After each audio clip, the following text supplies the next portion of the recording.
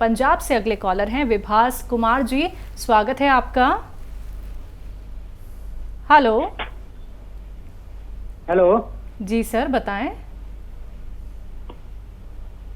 Hello. बोलिए sir, सवाल करें। आपको मेरी हेलो मैडम आवाज़? जी। हाँ जी, आवाज़ आ रही है आपको? हाँ जी। जी सर बताएं। मेरे ना वहाँ सीना में दर्द होता है कभी कभी। सीने में दर्द होता है। जी सर। उम्र कितनी है आपकी? 28 साल। जी। हाँ देखिए, बहुत कम उम्र है, कोई बड़ा रोग नहीं है। सौंफ 4 चम्मच, सौंफ 4 चम्मच पानी में उबालिए और इस पानी में जब ये उबल जाए उसे छान कर गिलास में इसमें 2 चुटकी नमक ज़ैतून डाल लीजिए। नमक ज़ैतून ये एक अलग किस्म का नमक है जो नमकीन नहीं होता, देखने में नमक जैसा होता है लेकिन ये सॉल्टेड नहीं होता, ऐसा नमक जैसा जो स्वाद नहीं होता, बल्कि ठंडा सा स्वाद होता है इसका। ये पी लिया करिए दिन में 2 बार, आपको फ़ायदा होना मुमकिन है। जी हकीम साहब, एक सवाल करना चाहूँगी जो हर पेशेंट के मन में देखते हैं। सोचते बहुत हैं हम लोग, और सोच की इतनी गहराई में पहुंच जाते हैं कि हमें आसपास भी अगर लोग कुछ समझाते हैं हम उनकी भी नहीं सुनते हैं। हम अपनी सोच पे काबू कैसे करें हकीम साहब? अगर हमें कोई टेंशन हो जाती है, हम उसके बारे में इतना सोचने लगते हैं कि हमें वो एक बीमारी सी होने लगती है, हमारा कहीं काम करने का मन नहीं करता है, हम लोगों से किनारा कर लेते हैं। तो आप इतने सारे नुस्खे तो बताते ही हैं, लेकिन आप जो हिदायत देते हैं लोग उसको भी फॉलो करते हैं, तो इस चीज़ के लिए क्या कहेंगे? हाँ देखिए, इस वक्त सोच या डिप्रेशन बेहिसाब बढ़ रहा है और इतना बढ़ रहा है, और WHO की वार्निंग भी थी कि 2022-23 में और उसके बाद पूरी दुनिया में डिप्रेशन बड़े रोगों में शामिल हो जाएगा। और देखते हैं, हम भी देखते हैं कि हमें भी डिप्रेशन होने लगता है, सोच पीछा नहीं छोड़ती। दुनिया के हालात, अपने मुल्क के हालात, अपने कारोबारी हालात और बेरोज़गारी, तालीम का ना मिलना और बड़ी परेशानियां से आदमी जूझते जूझते पागल सा हो जाता है, जिसे डिप्रेशन कहते हैं। इसके लिए नुस्खे भी हैं और कुछ संयम भी बरतें। देखिए, सबसे बड़ी चीज़ है दुनिया में 2 वक्त की रोटी। अगर भगवान आपको ये दे रहा है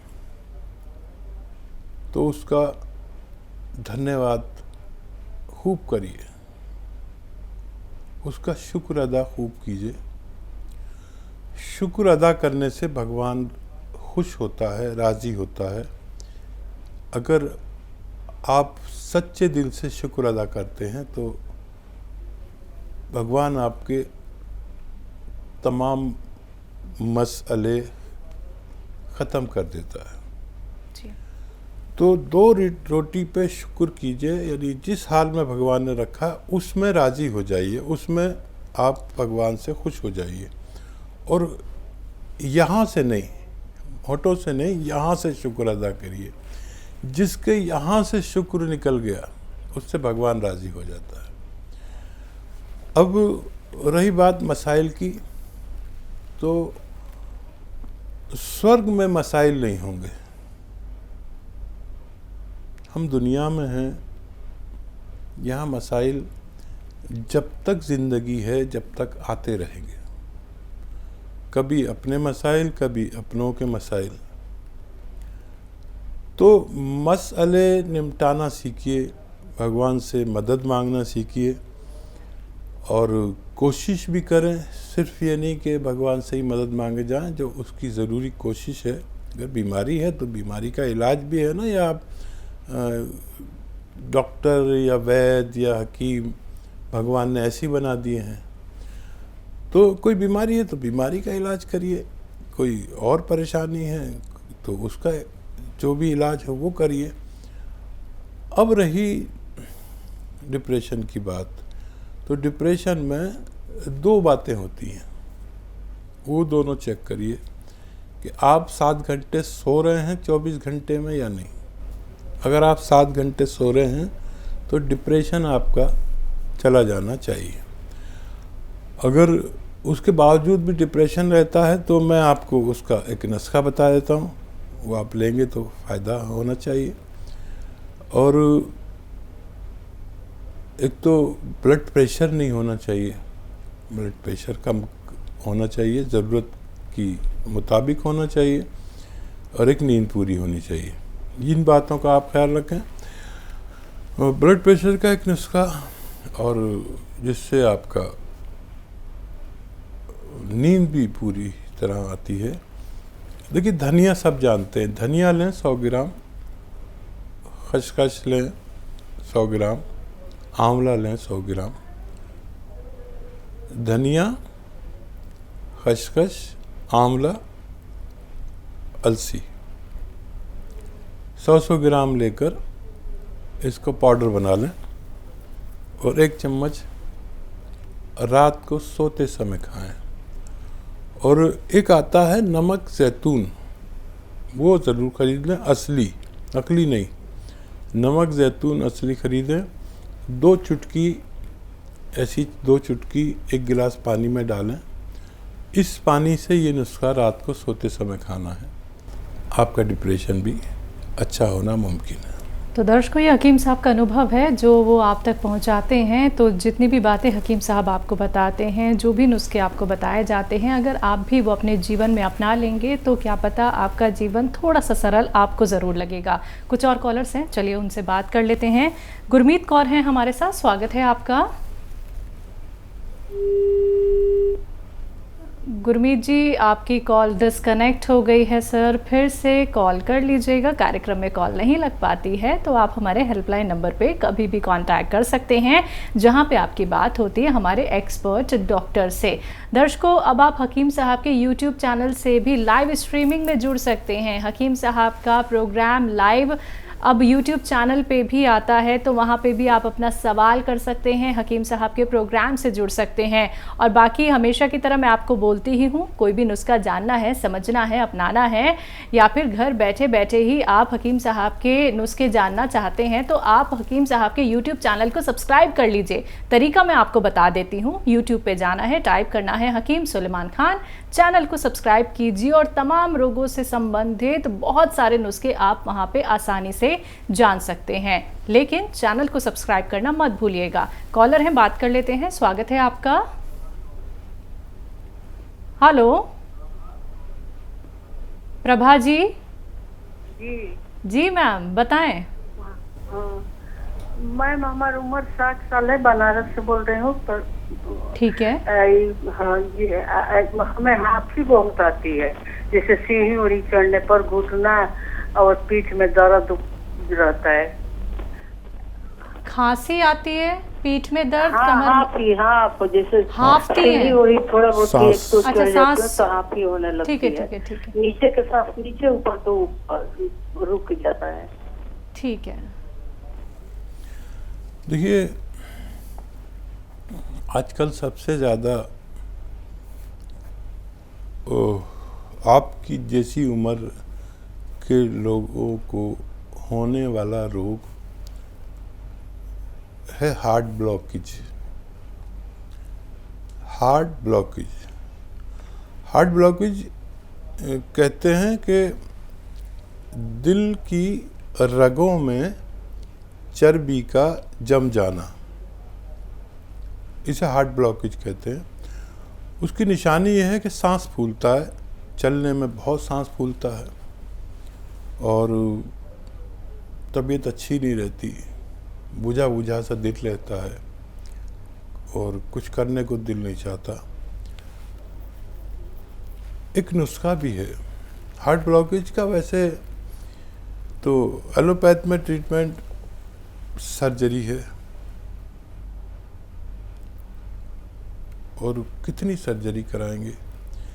ये हार्ट ब्लॉकेज ज़्यादातर एक रग में, एक नस में नहीं होती है, ये कई सारी नसों में होती है। कोई 30%, कोई 50%, कोई 80% ब्लॉक हो जाती है, चर्बी जम जाती है उसमें, खून आने जाने में मुश्किल होती है, तो हमारा सांस फूलता है, इसे हार्ट ब्लॉकेज कहते हैं। तो देखिए, अदरक, सभी महिलाएं तो अदरक जानती हैं। अदरक, लहसुन और नींबू, नींबू जिसे कहते हैं, उसका असल नाम है नींबू। अदरक, लहसुन, नींबू का 1-1 लीटर जूस निकालें। अदरक, लहसुन और नींबू का 1-1 लीटर जूस निकालें। और एक आता है जैतून का सिरका, ये नकली बहुत आता है, असली जैतून का सिरका लें। असली जैतून का सिरका लें, नकली बहुत आता है। ये उसमें मिला दें, तीनों जो आपने जूस निकाले हैं, अदरक, लहसुन और नींबू के, ये उसमें मिला दें। ये जूस आप 3 चम्मच सुबह, 3 चम्मच दोपहर, 3 चम्मच शाम खाने के पश्चात पी लिया करें, आपको फ़ायदा होना मुमकिन है। जी, लखनऊ से जुड़ गई हैं तहसीन जी हमारे साथ, स्वागत है आपका। अस्सलाम वालेकुम मैम। वालेकुम अस्सलाम मैम, कैसी हैं आप? अल्हम्दुलिल्लाह, अल्लाह का शुक्र है। आप कैसी हैं? हम भी ठीक हैं मैम, बहुत दिनों बाद प्रोग्राम आया। जी। ये शिकायत आप हकीम साहब से कीजिए, हम भी उनका बेसब्री से इंतजार कर रहे थे। हाँ, हकीम साहब को करना चाहिए। जी मैम, आज आप बहुत अच्छी लग रही हैं। अस्सलाम वालेकुम हकीम साहब। वालेकुम सलाम, सलामत रहिए। आप कैसे हैं? मैं ठीक हूँ, ऊपर वाले का बड़ा करम है। आप हकीम बताइए। साहब जी, प्रोग्राम कर लिया करिए हकीम साहब, बहुत इंतजार रहता है आपका। जी। हाँ, ये देर आए दुरुस्त आए। जी हकीम साहब, हमें ये जानना था कि जैसे आपने इससे पहले जब ये प्रोग्राम किया था 2 महीने पहले, तो आपने अलसी और शहद उसके लिए बताया था, निमोनिया के लिए, जैसे बलगम जिनके जम जाता है, तो उसको नमक जैतून के पानी से ले सकते हैं? मैम, मेरे 2-3 सवाल है, लिख लीजिए। ठीक है, ठीक है। उसको नमक जैतून के पानी से ले सकते हैं या नहीं? जी, पहला ये है। और दूसरा ये, जैसे नमक जैतून के पानी के साथ क्या बोलते हैं, कच्चा लहसुन खा सकते हैं? उससे कोई नुकसान वगैरह तो नहीं होगा? ठीक है मैम। और तीसरा ये, जैसे नमक जैतून और सोडा के पानी, हम मतलब नमक जैतून और सोडे के साथ क्या बोलते हैं, अलसी और शहद ले सकते हैं? नमक जैतून और सोडे के पानी के साथ कच्चा लहसुन खा सकते हैं? तीसरा क्या सवाल था? तीसरा ये, नमक जैतून और सोडा जो है मैम, इसको जो है अगर बीपी वगैरह ना हो तो डेली ले सकते हैं या कभी कदार ले सकते हैं? ठीक है, ठीक है जी। देखिए, नमक, जैतून और सोडा ऐसी चीज़ है कि ये खुद ही हमारी खराश और बलगम को निकालता है, तो इसे बग़ैर किसी मर्ज़ के रोज़ाना भी ले सकते हैं। और नमक जैतून को अलसी के साथ भी इस्तेमाल किया जा सकता है। और जो आपने तीसरा सवाल पूछा है, उसमें भी आप नमक जैतून को लहसुन के साथ इस्तेमाल कर सकते हैं। और अलसी, शहद, नमक जैतून के साथ ले सकते हैं? ज़रूर इस्तेमाल कर सकते हैं, इससे भी बहुत फ़ायदा मुमकिन है। जी। तहसीन जी लाइन पे हैं, कोई और सवाल? ठीक है मैम, शुक्रिया, आप हमारे साथ जुड़े और ऐसे ही जुड़े रहिए, हमारे परिवार के सदस्य बने रहिए, क्योंकि आपके ज़रिए बहुत सारे लोग भी उन नुस्खों का लाभ उठाते हैं जो आप हकीम साहब से जानती हैं।